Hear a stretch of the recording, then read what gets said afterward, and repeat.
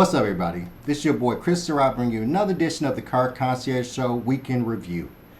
The Weekend Review show, we just touch on a couple of exciting events that happened during the weekend. We bring them to you.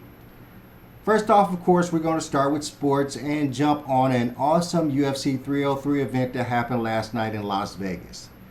Fantastic fights all the way around. The main event was awesome as always. But we start with the prelims where we saw a couple of great fights. We saw our man Cub Swanson come back into the fold. He had a fantastic fight with a young man named Feely, but ended up with the loss. We also saw that young 19-year-old Peyton Talbot took on Yanni Chimuri and finished him in 19 seconds. It was a great fight. Great to see him coming out doing very well in his one of his first bouts. So we expect to see great things from him. We also got an opportunity to see Anthony Smith come back out. He hasn't been out in a while. He was facing Oladipo, but of course he did lose as well. He has been on a losing streak for quite some time. But the main event was awesome. Alex Pereira continues to cement himself as one of the great UFC fighters out there. After his loss to Adesanya, he has been on a winning streak, and he continued this winning streak last night where he took on a Jiri Prochazka who was expected to win. But Alex showed that he is one of the great strikers that we have seen, hitting Jiri with a nice straight right before the end of one round to pretty much have Jiri hurting the whole set down section. Between rounds, Jiri was hurting. So coming into that second round, Alex just hit him with a nice kick to the head, dislocating his toe in the same process, but knocking Jiri straight out. He could hardly stand, and just proving that Alex Pereira is not only one of the, but Alex Pereira is one of the great strikers that we've seen in the UFC, and he continues to prove that and continue to hold on to his belt. Next up, we're going to check out the presidential debate. I didn't want to jump on too much about the presidential debate. It was extremely the main topic of everybody's minds over the last part of this week. And there's a lot to talk about. The whole Sleepy Joe situation. And the way that Trump took advantage of that in what he was saying. It did look horribly like President Trump did win the debate. And it was just, and it was more so that Joe Biden did not look like he was coherent. I mean, it just reminds you of that old TV show that probably none of you remember, The Dinosaurs, where they had a debate. I think it was the president of their factory and some other guy. If I find it, I'm going to put it on here. But it reminds you of that one really aggressive, really tyrant guy, and then a meek guy who doesn't know where he is and needs a lot of help from others. But what I want to touch on was pretty much just a little small snippet of the presidential debate. A small part of the presidential debate where Donald Trump said something very interesting. Let's check it out.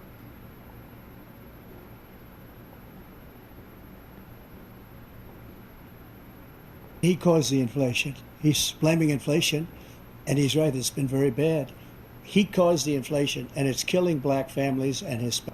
I'm not going to sit here and say inflation is killing black families, but inflation is a horrible thing. I myself am a pretty single guy, and, you know, as I do my grocery shopping, I realize that the things I buy standardly pretty much every week, my bacon, my fruits, have consistently gone up in price. I can literally see the price of my bacon going up in price weekly. So, and it's, you know, I expect it. It's not killing me, but I can notice the inflation fluctuation, and it is skyrocketing. It is definitely skyrocketing. Hispanic families, and just about everybody. It's killing people. They can't buy groceries anymore. They can't. You look at the cost of food where it's doubled and tripled and quadrupled. They can't live. They're not living anymore. He caused this inflation. I gave him a country with essentially no inflation. It was perfect. It was so good. All he had to do is leave it alone. You notice how they cut away right then because they were showing his face and he looked like he was dazed. Joe Biden, that's bad. Destroyed it with his Green New scam and all this money that's being thrown out the window. He caused inflation. As sure as you're sitting there, the fact is that his big kill on the black people is the millions of people that he's allowed to come in through the border. They're taking black jobs now, and it could be 18, it could be 19, and even 20 million people. They're taking black jobs, and they're taking Hispanic jobs, and you haven't seen it yet, but you're going to see something that's going to be the worst in our history. Thanks for watching. Stay updated about breaking news and top stories on the NBC News. Black jobs. And he tried to clean it up there. He threw in black and Hispanic jobs at the end, but you know what he was trying to say. And some corner of his mind, he thinks that the low-paying, the low-paying jobs are jobs that are predominantly taken by black and Hispanic people, which is definitely not true. They might take a majority of those jobs. I'm not sure about the numbers on something like that, but it is the insinuation that black people have all these low-paying jobs, which is very hurtful for him. You can't insinuate that. We are all different people. We all have different educations and backgrounds. It's just a bad inflection to say that these jobs, or to insinuate that black people, the jobs that pay less are the jobs that black people take. That's pretty much what the insinuation was. But for me, it's still a situation where it's going to be a hard choice. It's a choice of definitely two, I don't want to say evils, but two not good positions. They both have their negatives and very few positives right now. I know that there was a lot of things that were positive during President Trump's run. I'm seeing less positivity as you were during this cycle of presidency. So, I'm not a really extremely political guy, so I haven't really decided on which way I would lean if I decided to vote. But, it's going to be a hard choice. When it comes to it, it's going to be an extremely, extremely hard choice for everybody on who they're going to choose for their next president. And you kind of hope there was more, or, there's going to be more candidates, so you want to have more opportunity to see them against others. So we'll just have to wait and see how that goes. All right, and last but not least, we're going to talk about the automotive industry and the CDK Global Cyberattack that continues to irk all of the dealerships around the world. Not all the dealerships, about what they say, about 50% of dealerships around the nation have been affected by CDK Global Cyberattack. And it continues. We're on, day 7, I think? Yes. No, we're on day 8. This is day 8 of the CDK Global Cyberattack. It did start June 19th. Oh, I'm sorry, not day 8. I am so wrong. It is on day 11, because it is the 30th. It has been 11 days that dealerships have been dealing without the ability to do so many integral things at their dealerships. And it's got you have to think about how they're hurting, how this is hurting the ability to calculate how people are paid, the ability to calculate how much work is coming in, to the ability to calculate, the profits that you're gaining or not gaining when you sell product. It is astronomical in the problems that it's causing in these dealerships. But let's jump over to our favorite place, Automotive News. I'm going to check out what they got to say. We're going to talk about how they are trying to, get back to it, trying to get some of these dealerships back up and running. And then we'll talk about a little bit more and I'll get you guys out of here. Alright. CDK begins DMS restoration with reboot test after cyber attacks amid sales disruption and litigation.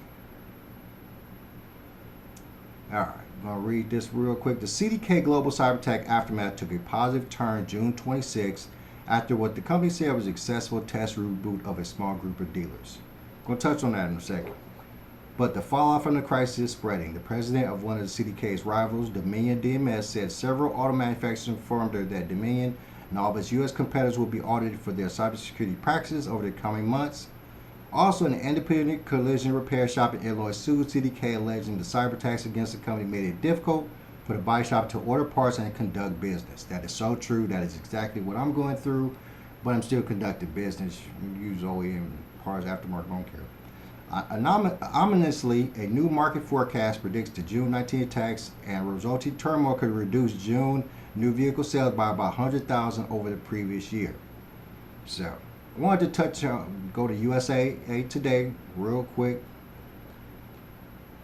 CDK cyber attack update. Select dealerships seeing dealer management system restored. Now, dealer management system is not technically a cloud-based system, so they're slowly bringing it out by activating systems that you technically wouldn't need to use the cloud-based system to work with. But the reason for that is because if they didn't pay the ransom, then the ransomware is still in their system, and the ransomers still have the ability to not only disrupt the systems, but to steal pertinent information from you, like every piece of information that you've had to give dealerships over the last, when you went into the dealership. So, let's read this. More than a week after CDK's global shutdown upended operations for thousands of car dealerships, the software provider said it is in the process of restoring various applications. Cyber attacks last week against the company prompted CDK to shut down most of its systems, leaving some car dealerships to resort to handwritten forms to continue operations. The company's cloud-based software helps more than 15,000 auto dealerships across North America manage vehicle acquisitions, sales, financing, insuring, repairs, and maintenance. CDK is continuing a phased approach to restore customer software, according to a company statement. It has so far brought 2 small groups of dealers and 1 large publicly traded dealer group live on its dealer management system. It is also working to bring back additional applications at its customer care channels. CDK told customers earlier this week it does not expect to get all dealers live before June 30th, today. Details about the cyber attack. Multiple outlets reported recorded future ransomware analyst Alan Liska identified Black Suit as the hacking group behind the cyber attack on CDK. Recorded Future did not immediately respond to a Friday request for comment. Black Suit is a newer cyber criminal team that spun off an older Russia-linked hacking group called Royal Locker, according to Reuters. Security firm Recorded Future says the group has breached at least 95 organizations across the globe. Cyber criminals are a growing threat to target car dealerships with 17% of 175 surveyed dealers experienced a cyber attack or incident within the past year, up from 15% of the year prior, according to a 2023 CDK report. Of those dealers, 46% said the cyber attack had a negative financial operational impact.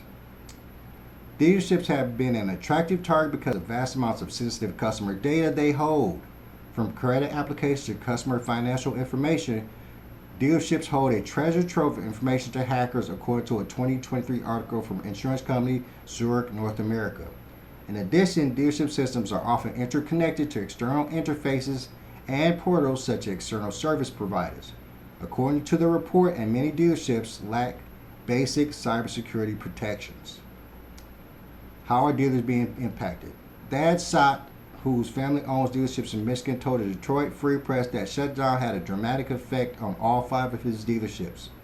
Some of it is manual now, but it is much clunkier internally, more cumbersome internally to process simple things like repair orders or work a car deal, he told the Free Press, part of USA Today Network, last week. Craig Schreiber, one of the owners of the Northtown Automotive Companies in New York, told USA Today the company was able to go old school and use handwritten manual forms in its department after CDK systems were shut down. All right.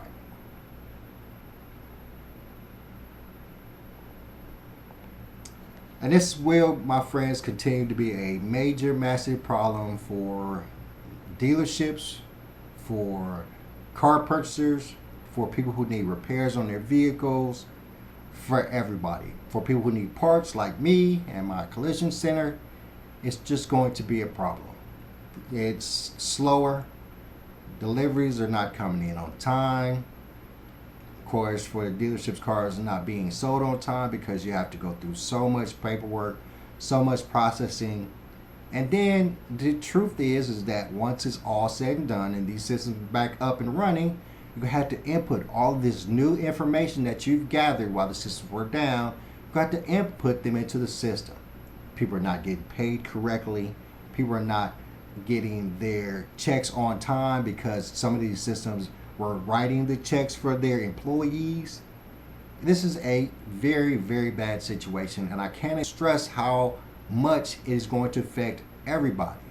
And it is not without notice that it happened after the massive UAW situation, after the China tariff situation, after the layoffs that have been so massive in all of the factories and around the world, specifically for the big three.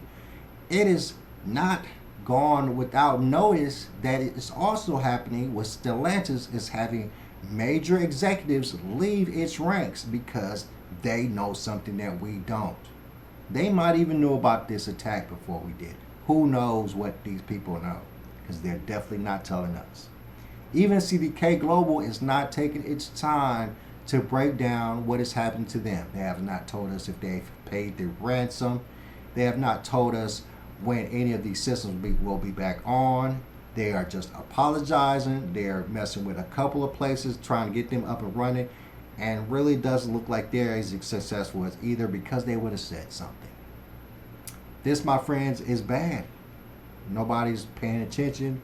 Nobody seems to really care, specifically because they're not in the automotive industry and this hasn't affected them. But once it starts affecting the consumer, then you'll really know the stitch. All right, guys, I'm out of here. Sorry about the short show, but it's Ink of the Bay Day. It's the car show. I'm about to hit that up. Y'all guys have a good Sunday, and I'm out. Peace.